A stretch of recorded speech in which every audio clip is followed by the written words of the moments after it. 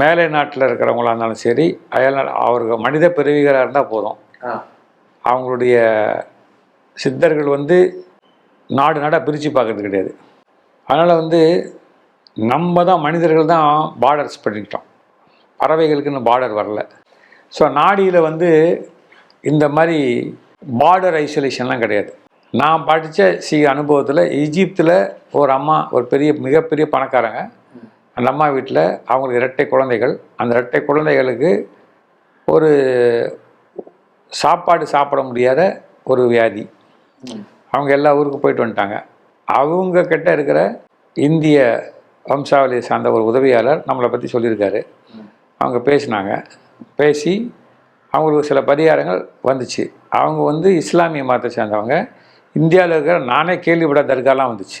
அவங்க தன்னுடைய தனி விமானத்தில் வந்து தர்காவில் வந்து எல்லாம் பண்ணிட்டு போனாங்க. இன்றைக்கி அந்த குழந்தைகள் நல்லா இருக்குது.